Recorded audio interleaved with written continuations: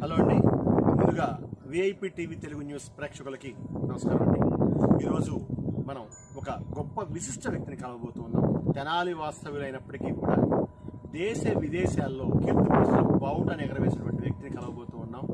ఆయన నిజంగా ఆయన ఉన్నటువంటి కళా తృష్ణకి మనందరం కూడా చేతులెత్తి నమస్కరించాలి. ఇవాళ కలవబోయే వ్యక్తి ఎవరంటే శ్రీ కాటూరి వెంకటేశ్వరరావు.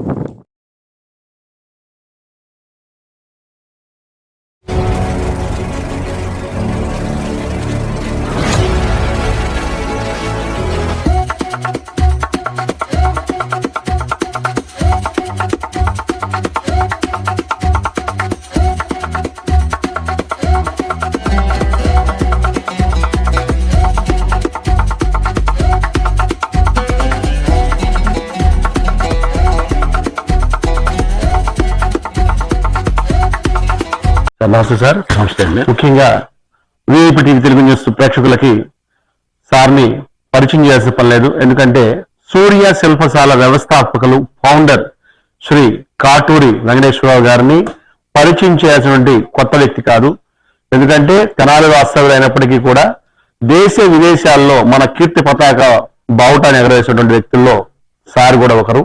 ఎందుకంటే ఆయనకున్నటువంటి కళా తృష్ణ, ఏదైతే కళల పట్ల ఆయనకున్నటువంటి అవగాహన కానీ ఆసక్తి కానీ ఈ రోజు ఆయన్ని ఈ స్థాయికి తీసుకొచ్చిన దాంట్లో ఎటువంటి అతిశయోక్తి కాదు. ఈ సూర్య శిల్పశాల వ్యవస్థాపన ఆయన పడినటువంటి తపన గాని ఆయన మాటలోనే ఉన్నాం. సార్ నమస్తే రమేశ్వర గారు. దయచేసి మీ గురించి మా ప్రేక్షకులకి తెలియజేసిందిగా మరీ కోరుకుంటున్నాం. ఈ శిల్పకళలో నాది 6వ తరం అండి. సార్ మా అబ్బాయి రవిచంద్ర 7వ తరం. మా నాన్నగారి వారికి దేవాలయం నిర్మాణం, సిమెంట్ విగ్రహాలు తయారు చేసేవాళ్ళు. నేను మా నాన్నగారి దగ్గర సిమెంట్ విగ్రహాలు, దేవాలయాల నిర్మాణం, మరి దేవాలయం నిర్మించే వాస్తు నేను నేర్చుకున్నాను. అయితే నాకు మొట్టమొదటి నుంచి మనం ఒక ప్రత్యేకమైన గుర్తింపు ఉండాలి, ఏ పని చేసినా మనకు నలుగురిలో గుర్తింపు ఉండాలని మొట్టమొదటి నుంచి నాకు ఈ విద్య నేర్చుకున్న కాడి నుంచి ఉండేది. ఆ దృష్టితోటే నేను 1991లో పిఓపి విగ్రహాలతోటి, సిమెంట్ విగ్రహాలతోటి నెల్లూరులో ఒక భారీ శిల్పకళా ప్రదర్శన ఏర్పాటు చేశాను. ఆ రోజుల్లోనే లక్షలు ఖర్చు పెట్టి ఆ శిల్పకళా ప్రదర్శన ఏర్పాటు చేయడం జరిగింది. అది టికెట్ ప్రదర్శన. ఎందుకంటే ఆ రోజుల్లో టికెట్ తోటి ప్రదర్శన పెడితే చూసేవాళ్ళు. అందువల్ల మనకి ఆదాయం కూడా ఉంటుంది, భవిష్యత్తు ఉంటుంది, పేరు ఉంటుంది అనే ఉద్దేశంతో టికెట్ ప్రదర్శన ఏర్పాటు చేశాను.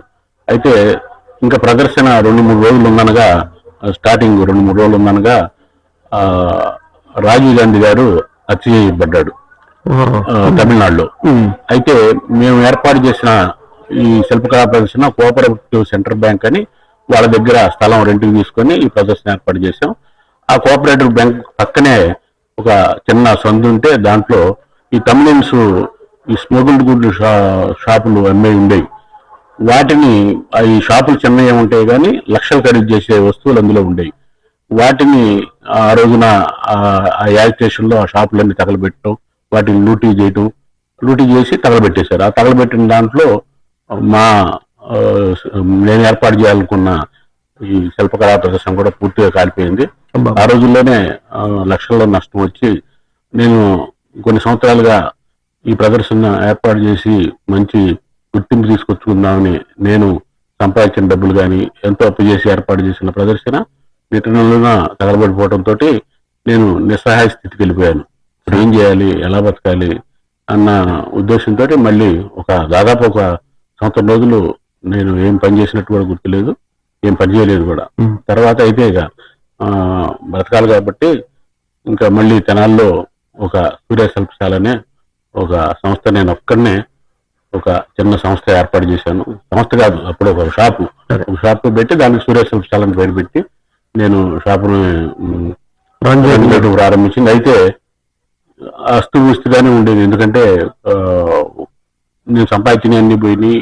ఇక కొత్తగా మళ్ళీ విగ్రహాలు తయారు చేయటం ప్రారంభించేటప్పటికి కొద్దిగా కష్టంగానే ఎలా ఈ పిల్లల్ని ఎలా బతికించాలి, ఎలా చేయాలి, లక్షలు పోయినాయి, ఎట్లా చేయాలనే ఉద్దేశంతో ఆలోచనలో ఉన్నప్పుడు మనం ఈ ఒక్క పనికి అప్పుడు దేవాలయ నిర్మాణం సిమెంట్ విగ్రహాలు ఒకటే ఉండేది, పిఓపి విగ్రహాలు ఉంటాయి. వీటితో మనం ఘటన అవలేము. ఇంకా ఏదైనా కొత్త పని నేర్చుకొని రకరకాల పనులు చేస్తే కనుక ఈ శిల్పశాలను అభివృద్ధిలో చేయలేమన్న ఉద్దేశంతో నేను అప్పుడు ఆలోచన ఇస్తున్న టైంలోనే అంచా రాధాకృష్ణమణి మూర్తి అని ఒక అంతర్జాతీయ శిల్పకారుడు ఆయన వృద్ధాప్యంలో వచ్చాడు. ఆయనకి చెప్తే చేయగలిగిన ఒక సహాయకారి కావాలి. ఆయన గాలిస్తున్నాడు, నేను మంచి గురువు ఎవరు దొరుకుతారా నేను గాలిస్తున్న టైంలో ఇద్దరం అనుకోకుండా తారసపడ్డాం. తారసపడ్డ తర్వాత ఆయన సరే నేను ఒక ఆయన గవర్నమెంట్ లో మంచి పలుకుబడి ఉండేది. ఒక రాజీవ్ గాంధీ విగ్రహం తిరుపతిలో ప్రతిష్ఠించడానికి కాంస్య ఒప్పుకున్నాడు. అయితే అక్కడే మనం 2-3 నెలలు ఉండాలి, వచ్చేస్తావా మరి అంటే సరే. అలా మొట్టమొదటి అవకాశం దొరికింది, మనకు అవకాశం దొరికింది. మా మిస్సెస్ చెప్పి ఇంకా మనం ఏదైనా కొత్త వర్క్ చేసుకుంటే కనుక మనం డెవలప్ అవ్వలేము, ఎట్లా నీ చెప్పలు నువ్వు పడు అని చెప్పి మరి 3 నెలలు ఆయనతోటి వెళ్ళిపోవడం జరిగింది. సరే, దానివల్ల ఉపయోగం ఏంటంటే కాంస్య విగ్రహాల తయారీ నేర్చుకోవడం జరిగింది. ఆ తర్వాత ఆయన కూడా పెద్ద మనసుతోటి మళ్ళీ ఆ విగ్రహం పూర్తి అయిన తర్వాత ఆయనే తెనాలి వచ్చి ఒక 4-5 నెలలు మా ఇంట్లోనే ఉండి ఇంకా దీనికి సంబంధించిన మెలకువలన్నీ ఆయన నేర్పడం జరిగింది. ఆ కాంస్య విగ్రహాలు నేర్చుకున్న తర్వాత మనం ఒక క్రికెట్ నేర్చుకున్నాం, ఆడటానికి అవకాశం దొరకాలి కదా, కాంస్య విగ్రహాలు తయారు చేయడం నేర్చుకున్నాం. కానీ ఒక అవకాశం దొరికితే కనుక మనం డెవలప్ అవ్వాలి.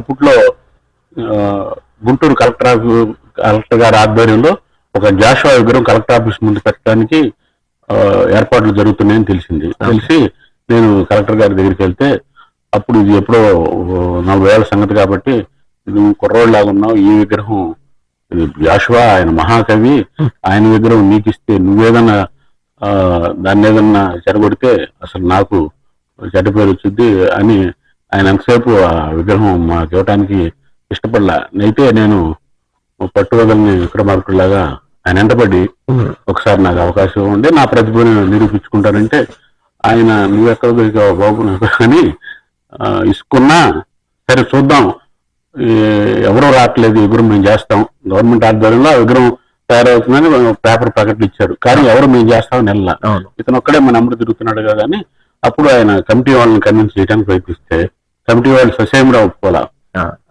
మీరు ఎవరు పెడితే అది విగ్రహిస్తే కదా, ఎవరన్నా సీనియర్ ఆర్టిస్టులు ఇచ్చి వాళ్ళకి ఇవ్వాలి, కానీ మీరు జాషువా విగ్రహం అంటే జాషువా మహాకళాకారుడు, ఆయన విగ్రహం మీరు ఎవరి చేత చేపిస్తే వీల్లేదంటే అప్పుడు నేను కలెక్టర్ గారిని సరే అవకాశం ఉండి నేను నమూనా చేసిస్తాను, ఆ తర్వాత కనుక మీకు ఇష్టమైతేనే ఆ విగ్రహాన్ని నాకు ఇవ్వండి అంటే సరే కలెక్టర్ గారు నమూనా చేయడానికి అంగీకరించారు. ఇక్కడ పట్టు వదలని ఆ విగ్రహం తయారు చేసిన తర్వాత నమూనా ఎవరన్నా ఈ బాగుందని చెప్పాలి. ఎవరు చెప్పాలి అంటే కలెక్టర్ గారు వాళ్ళ అమ్మాయి హేమలత లవణం ఉంది, ఆవిడ దగ్గరికి వెళ్ళు, ఆవిడ వచ్చి ఒకసారి కలెక్టర్ గారు చూడమన్నారని చెప్తే నేను హేమలత నవలం గారి దగ్గరికి వెళ్తే ఆవిడ నేను చాలా బిజీగా ఉన్నానయ్యా, ఎందుకు కలెక్టర్ గారి కదా చేపిస్తుంది, కలెక్టర్ గారే చూడమని అన్నారు.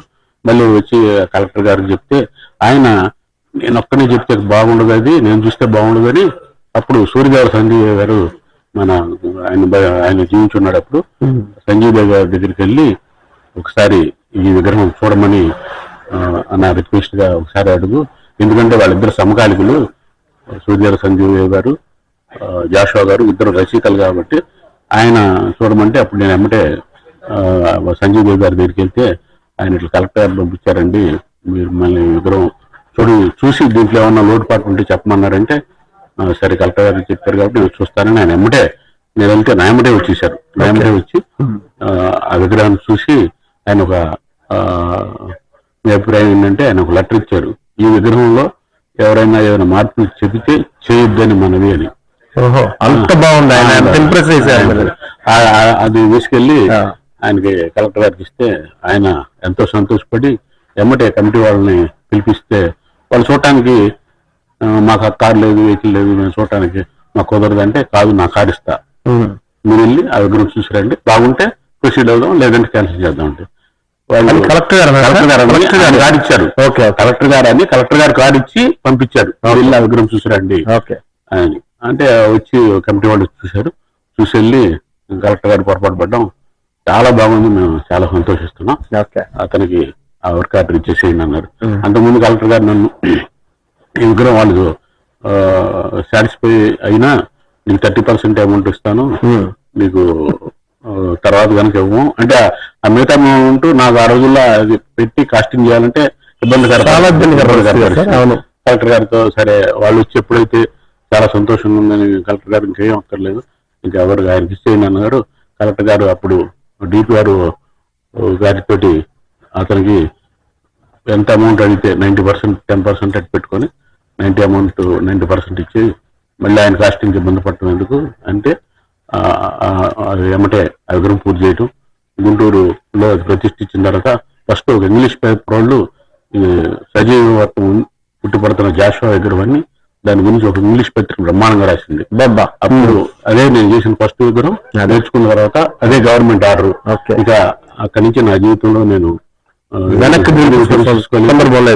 సందర్భం లేదు. ఎన్నో కాంస్య విగ్రహాలు ఆర్డర్ వచ్చినాయి. ఇక ఈ రాష్ట్రంలో కాకుండా తమిళనాడు, కర్ణాటకలో కూడా నేను బ్రాంచీలు ఏర్పాటు చేసి ఈ సంస్థని బాగా ఎస్టాబ్లిష్ చేసేటప్పటికి అప్పటికే మా అబ్బాయిని నేను కూడా వైద్యం నేర్చుకుంటాను, ఆయన ఫైన్ ఆర్ట్స్కి వెళ్ళాడు. ఆయన బిఎఫ్ఏ జేఎన్టీలో, ఎంఎఫ్ఏ కలకత్తా యూనివర్సిటీలో చదివి ఆయన కూడా వచ్చిన తర్వాత ఇంకా మనం ముందుకు ఎలా వెళ్ళాలంటే ఏం చేద్దాం అంటే ఆయన వేస్ట్ మెటీరియల్తో కనుక విగ్రహాలు తయారు చేస్తే దానికి అంతర్జాతీయ గుర్తింపు ఉందని ఆయన చెప్పడంతో వేస్ట్ మెటీరియల్తో విగ్రహాలు చేయటం ప్రారంభించాం. అయితే వేస్ట్ మెటీరియల్తో చేసిన విగ్రహాలన్నీ ఒక పెద్ద పెద్ద సిటీలకే పరిమితం. వాళ్ళే అక్కడ ఇష్టపడతారు, పెట్టడానికి కూడా వాళ్ళ ప్రదర్శన కూడా బాగుంటది కాబట్టి. అయితే ఇప్పుడు మనం ఎక్కడో మారుమూల తెనాల్లో ఉన్నాం, సిటీలు మనకి ఎక్కడో దూరంలో ఉన్నాయి. అవి ఎలా తెలుస్తుంది అంటే మేము ఈ విగ్రహాలను తీసుకొని మరి రకరకాల బెంగళూరు కానీ, హైదరాబాద్ కానీ, గాంధీనగరం మీ సొంత ఖర్చులతో సార్? మా సొంత ఖర్చులతో సొంత ఖర్చులతో వీళ్ళన్నింటినీ ట్రాన్స్పోర్ట్ ఈ ఐటీ స్క్రాప్ విగ్రహాలు ఒక్కొక్క టన్నులు కూడా ఉంటాయి. అవును సార్, అవును. మరి వీటిని తీసుకొని వెళ్ళాలంటే అటు మిషన్ పవర్ కావాలి, మ్యాన్ పవర్ కావాలి, కంపల్సరీ కదా. వాటి ప్రయాసంతో తీసుకెళ్లి ఒక 4-5 సార్లు హైదరాబాద్ 2 సార్లు పెట్టాం, బెంగళూరులో 2 సార్లు పెట్టాం, అహ్మదాబాద్ లో పెట్టాం.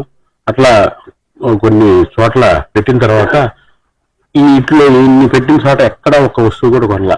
మాకు మళ్ళీ ఏంటి నిరుత్సాహం, ఇంత కష్టపడి చేసాము, ఇంత వ్యయ ప్రయాసాలతో వీటిని ఎగ్జిబిషన్ పెడుతున్నాం ఏంటి అనుకునే టైంలో జ్ఞాని ఆర్ట్ గ్యాలరీ సింగపూర్ లో ఉంటది.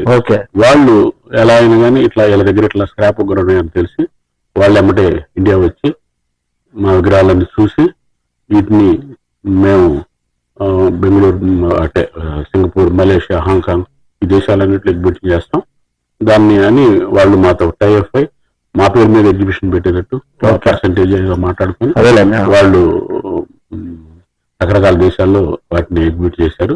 ఆ తర్వాత ఇక ఎప్పుడైతే మా అక్కడ ఇతర దేశాల్లో ప్రదర్శనలు పెడుతున్నాం, ఇక్కడ నుంచి కూడా ఇండియాలో కూడా రకరకాల సిటీల నుంచి విగ్రహాలు మాకు ఆర్డర్ రావటం ప్రారంభమైంది. ఇంకా మేము ఇంకా జీవితంలో ఇంకా ఎన్నికలు చూడలేదు. నేను ఒక్కడనే ప్రారంభించిన సంస్థ ఇప్పుడు 50 మంది ప్రత్యక్షంగా, ఇంకా ఒక 10 మంది పరోక్షంగా మరి నిరంతరం 50 కుటుంబాలు ఈ శిల్పశాలలో బతుకుతున్నాయి. అంటే నేను బాగా ముందుకు చాలా కష్టాలు పడ్డా ఈ రోజున బాగా విజయం సాధించానని నేను చెప్తాను. అయితే ఈ రోజు కూడా మేము అయితే విజయం సాధించామని ఊరుకోవట్లేదు. ఇంకా ముందు ఎలాంటి గుర్తింపు బాగుండాలి, ఇంకా ఎక్కువ మందికి ఎలా ఉపాధి చూపించాలి. ఇప్పుడు 50 మంది, దీన్ని 100 మంది చేయాలంటే ఇంకేం చేయాలి, ఎలాంటి వర్కులు ప్రారంభించాలనే ఉద్దేశంతో కొత్త కొత్త వర్కులు చేయడానికి ఇష్టపడతాం. కానీ ఇంకా చాలు, బాగా ఎంతో పేరు వచ్చిందని. అంటే ఈ సూర్య శిల్పశాల ఫౌండర్, వ్యవస్థాపకులు మీరే. కానీ మీరు అన్నట్టు మీ మాటల్లో మీ బాబు ఎప్పుడైతే ఎంటర్ అయ్యారో రవిచంద్ర గారు, కొత్త పుంతలు దొక్కింది అంటే కొత్త టెక్నాలజీతో. ఆ తర్వాత ఎలా ఉంది అంటే బిజినెస్ ఎలా పరుగుతుంది? ఆ తర్వాత మా అబ్బాయి వచ్చి, పెద్ద అబ్బాయి ఈ ఫీల్డ్ లోకి వచ్చిన తర్వాత ఇంకా ఐరోస్కాప్ విగ్రహాలు తయారు చేయడం తర్వాత ఇంకా డెవలప్ అయింది. తర్వాత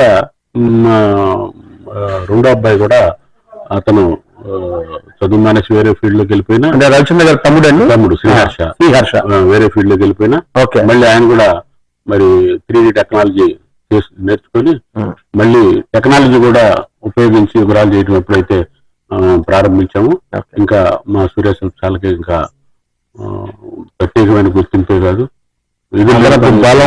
బలం చేకూరింది, శక్తి మాకు వచ్చింది. మేము ఇప్పటికే జాతీయ స్థాయి నుంచి అంతర్జాతీయ స్థాయికి వెళ్ళాం. మరి ఇటీవల 3 రోజుల కిందటే మరి కళారత్న పురస్కారం కూడా ఆంధ్రప్రదేశ్ గవర్నమెంట్ నుంచి నేను తీసుకున్నాను.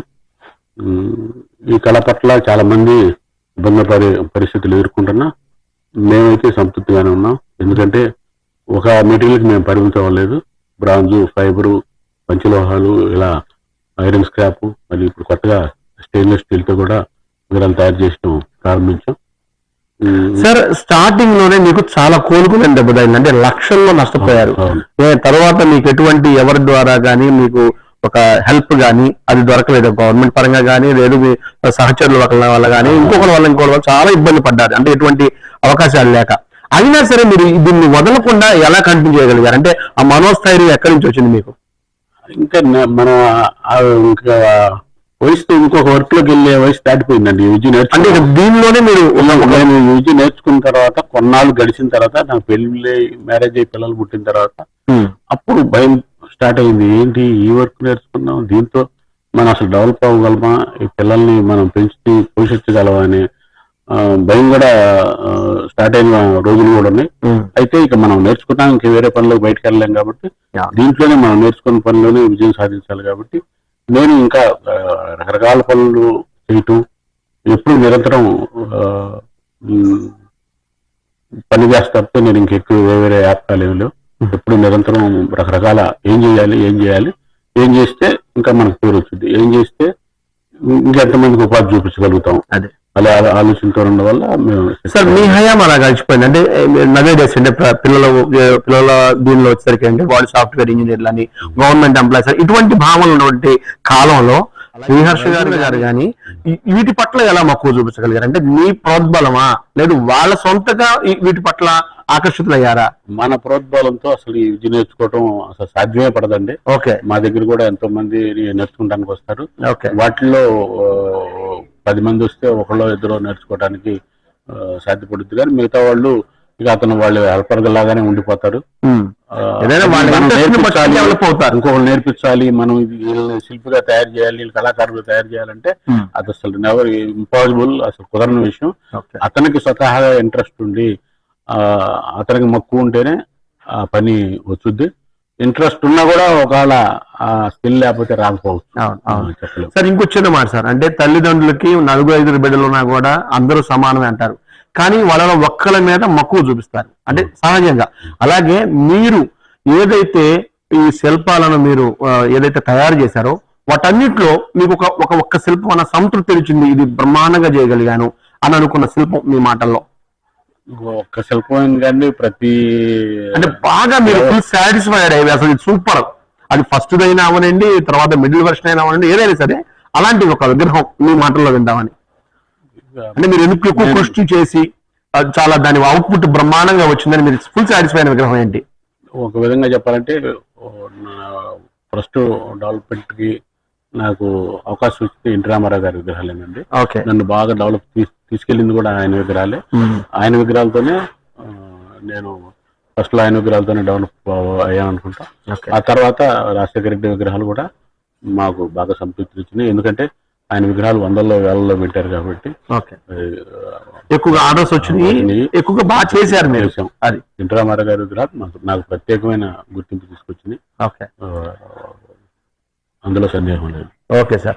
అయితే సూర్య శిల్పశాలలో అంటే యాక్చువల్ గా శిల్పం అనగానే అనుకరణ లేదు నమూనా అని నాకు తెలిసినంత వరకు, కానీ ఈ శిల్పశాల సూర్య శిల్పశాలలో ప్రతి విగ్రహం కూడా నమూనా అనుకరణ కాదు సార్, సజీవం అని నేను అనుకుంటున్నాను. అసలు మీ తృష్ణ అంటే మీ యొక్క అభిలాష కానీ మీ కోరిక కానీ ఇక్కడ మా విగ్రహాల్లో కనపడుతుంది. అలాగే చరిత్రలో ఎంతో మంది పెద్ద పెద్ద మహారాజులు, నాయకులు, ఒక ఛత్రపతి మహారాజు, శివాజీ మహారాజు కానీ ఇంకొకళ్ళు కానీ వాళ్ళందరినీ చూస్తుంటే నిజంగా నాకు ఒళ్ళు పులకరించిందండి. ఇంకా మీరు ఇంత ఇన్వెస్ట్మెంట్ పెట్టి కూడా మీరు ఇంత హుందాగా ఉన్నారంటే నిజంగా హ్యాట్స్ ఆఫ్ సార్.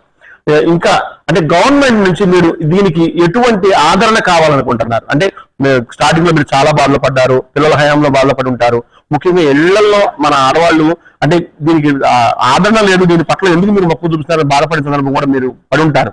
కానీ గవర్నమెంట్ పరంగా మీరు ఎలాంటి వాళ్ళ నుంచి సపోర్ట్ కావాలని కోరుకుంటున్నారు? గవర్నమెంట్ పరంగా ఒక దురదృష్టం ఏంటంటే చైనాలో ఒక భారీ విగ్రహాలు తయారవుతా ఉంటాయి. ఎందుకు చైనాలో భారీ విగ్రహాలు తయారవుతున్నాయి? ఇప్పుడు ఇన్ని దేశాలు ఉన్నాయి ప్రపంచంలో, ఇన్ని అభివృద్ధి చెందిన దేశాలు ఉంటే చైనాలోనే భారీ విగ్రహాలు తయారవుతా ఉంటాయి. ఎందుకు అవుతున్నాయని నేను రవిచంద్రన్ చైనా పంపించాను.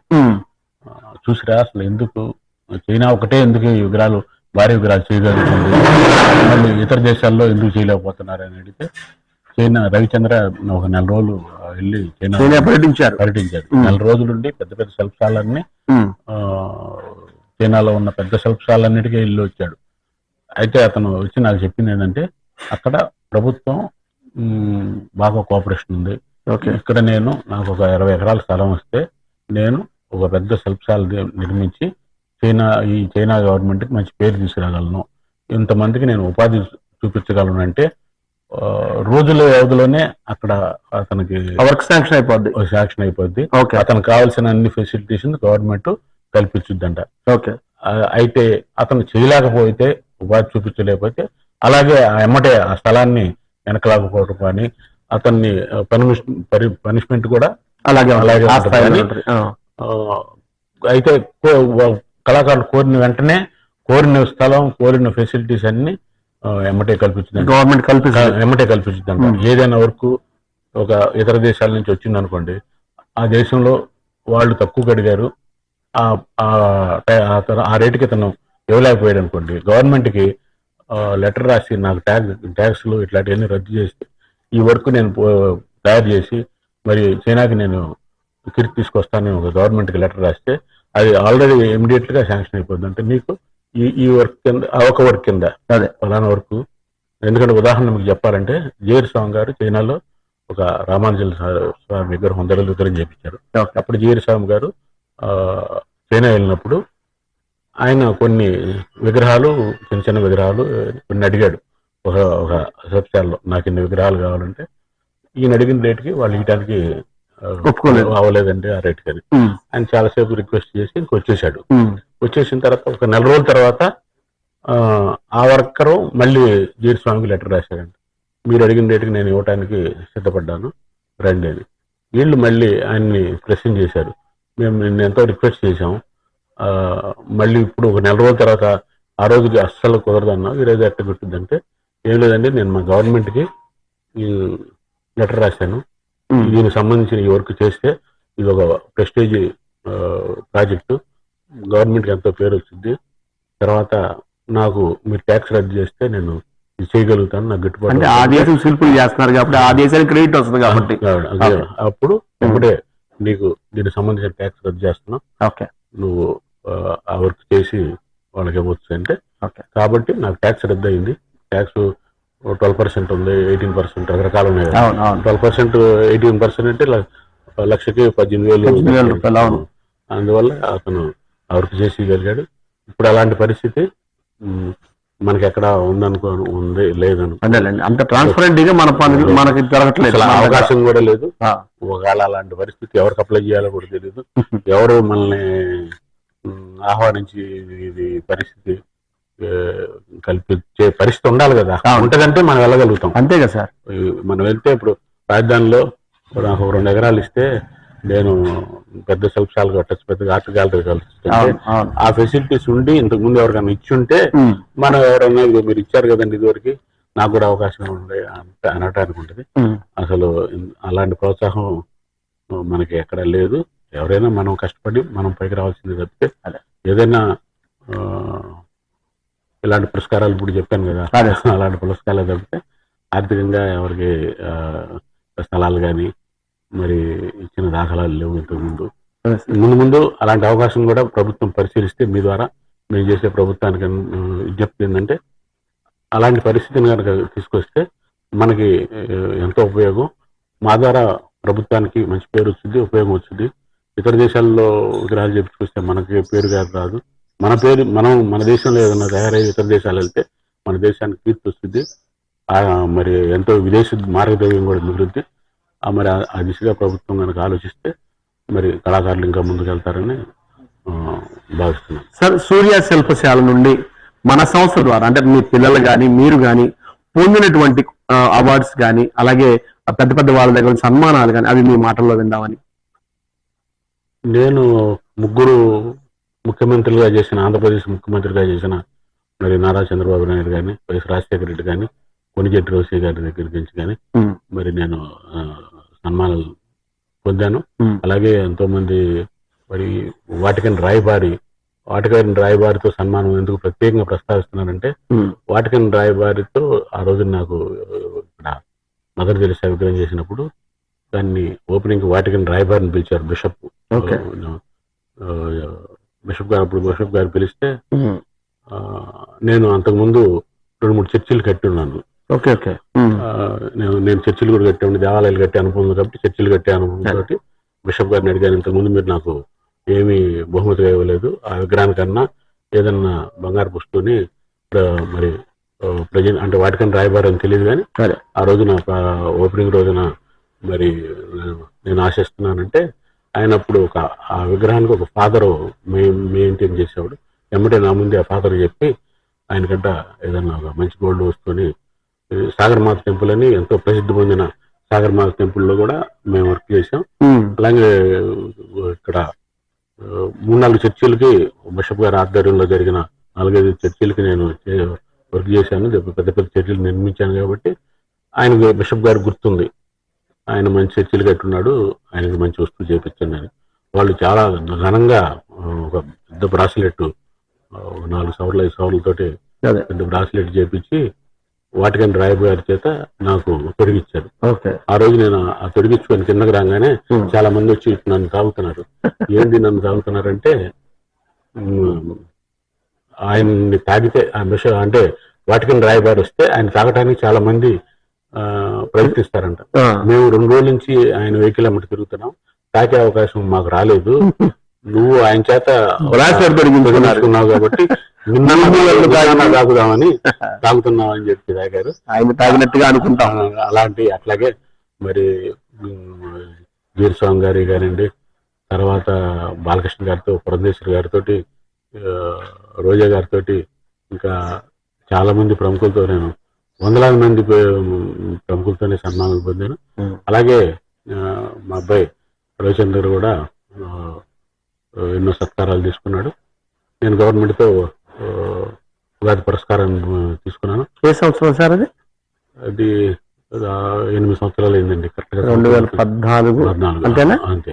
2014లో ఉగాది పురస్కారం రాష్ట్ర ప్రభుత్వం తీసుకున్నాను. ఇప్పుడు కొత్తగా ఏదో కళారత్నం తీసుకున్నానండి 3 రోజుల కిందట, మనం ఉగాది రోజున. ఓకే సార్, మొన్న 2025 ఉగాది కళారత్న కాంగ్రెస్ అండి. అలాగే థ్యాంక్ యూ సార్.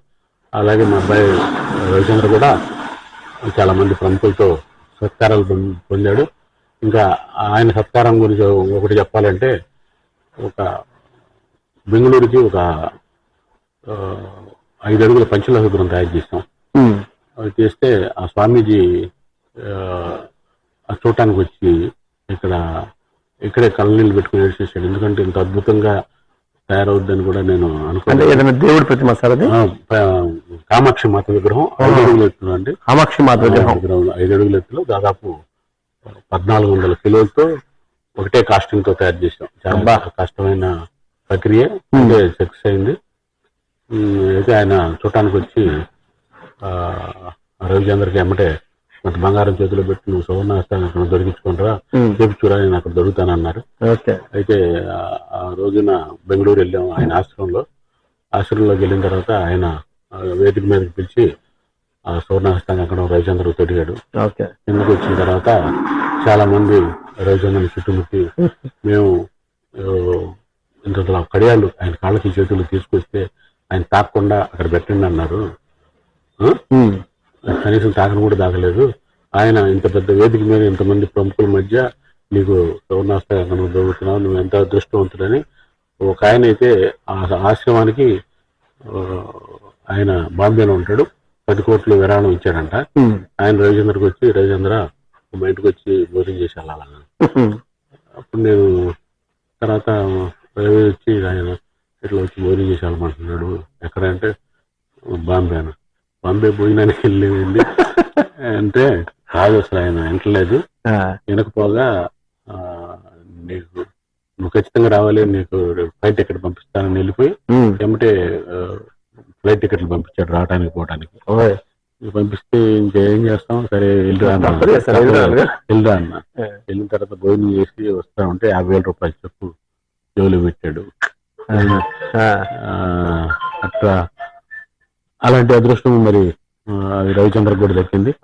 అలాగే కాకుండా ఆయన మహాత్మా గాంధీతో సత్యాగ్రహం చేసిన 64 మంది విగ్రహాలు బాంబే ఐఐటిలో చేపిస్తే కొంతమంది 10 మంది విదేశీ శిల్పుల్ని, 20 మంది భారతదేశం నుంచి శిల్పుల్ని ఇలా డిప్లొమా చేసిన వాళ్ళని వాళ్ళు సెలెక్ట్ చేసుకొని ఆ విగ్రహాలు చేపించడం జరిగింది. అందులో రవిచంద్ర కూడా ఒకడు. ఆయన ఆ రోజున 2 విగ్రహాలు గాంధీ మహాత్ముడితోటి సత్యాగ్రహం చేసిన వాళ్ళ 2 విగ్రహాలు తయారు చేసి అదృష్టం ఆయన కలిగింది. ఆ రోజున మహాత్మా గాంధీ ముదిమనవుడితోటి ఆయన సత్కారం పొందటమే కాకుండా ఆయన ఒక 50,000 రూపాయలు చెక్కుని ఆ రోజున రవిచంద్రకి ఇచ్చి బహుకరించడం జరిగింది. ఇలాంటివి మనం అదృష్టంగానే భావించాలి. అంతే కదా సార్, మీ ముందే మీ అబ్బాయికి అంత అప్లో వస్తే మీరు పొంగిపోతారు కదా సార్. అదృష్టంగానే భావించాలి. ఇంకా ముందు ఇలాంటి ఎన్నో తయారు చేసి ఈ ప్రాంతం కీర్తిని, మరి నాకు ఒకటే కోరిక, భారతదేశ శిల్పకళా చరిత్రలో సూర్య శిల్పశాల అనే దానికి ఒక పేజీ కావాలని నాది కోరిక. సూపర్. అలాంటి అదే నాది ప్రయత్నం. ఖచ్చితంగా ఆ ప్రయత్నం నేను నెరవేరిస్తే ఇంకా ఈ సంస్థను ముందుకు తీసుకెళ్తాను. మా పిల్లలిద్దరు కూడా ఈ రంగంలోనే ఉన్నారు కాబట్టి అది అనంతకాలంలోనే సాధ్యపడుద్దని ఆశిస్తున్నాను.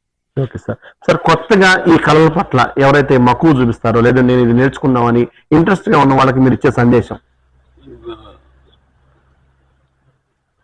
ఒక విధంగా చెప్పాలంటే ఈ కళలు ఇప్పుడు నేర్చుకోవడానికి ఎవరు ముందుకు రావట్లేదండి. ఒక 25-30 సంవత్సరాల కిందట మేము నేర్చుకుంటాను ఎంతో మంది మా ఎమ్మట పడేవాళ్ళు. మేమే నేర్చుకోవాలంటే మా పని చూపించాలి కదా, పని చూపించాలి, ఎక్కడి నుంచి అన్న వచ్చి మీ ఇంట్లోనే ఉంటాం అనేవాళ్ళు. వాళ్ళకి ఎన్ని ఫెసిలిటీస్ చూపలేక మేము మా వాళ్ళు కాదని ఎవరు మాకు అవసరమైన వాళ్ళు 1-2 నలుగురిని పెట్టుకునేవాళ్ళం. అయితే ఇప్పుడు అసలు ఇలాంటి కళలు అంటే ఎంతో కష్టపడితే కానీ రావు. ఒక 4-5 ఏళ్ళు సుదీర్ఘంగా కష్టపడితే కనుక ఒక బొమ్మ చేయటం సాధ్యపడదు. అందువల్ల ఈ పని నేర్చుకోవడానికి వంశపారంపర్యంగా తయారు చేస్తున్న వాళ్ళేగా కానీ కొత్తగా తయారు చేసేవాళ్ళు ముందుకు రావట్లా. సరే, ఒకవేళ వాళ్ళు ముందుకు వస్తే మేము నేర్పించడానికి సిద్ధంగా ఉన్నాం. ఇంకా ముందు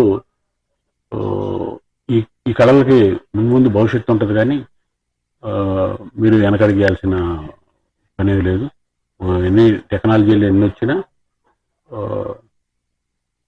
పూర్తిగా మాత్రం ఒక విగ్రహాన్ని పూర్తిగా సజీవంగా మలచాలంటే చేత్తోనే సాధ్యపడుద్ది అనేది నా భావన. ఇంకా ముందు ఎలాంటి టెక్నాలజీ వస్తే చూడాలి. ఇప్పుడే టెక్నాలజీ వస్తున్నా వాటిని తట్టుకొని కూడా వాటిని మేము వాడుతున్నాం. అయినా ఆ టెక్నాలజీ కంటే మేము తయారు చేయగలిగే సజీవ. ఓకే సార్, భారతదేశ చరిత్ర పుస్తకం అనే ఒక పుస్తకంలో సూర్య శిల్పశాలకి ఒక బంగాళ సువర్ణాక్షరాలతో రాసిన పేజీ ఒకటి ఉండాలని ఆ భగవంతుడు నిజంగా కోరుకుంటూ మన కాటూరు వెంకటేశ్వరరావు గారికి మన ఛానల్ తరఫున అందరూ కూడా శుభాకాంక్షలు తెలియజేయాలని మరీ కోరుకుంటూ థాంక్యూ సార్. నమస్తే సార్.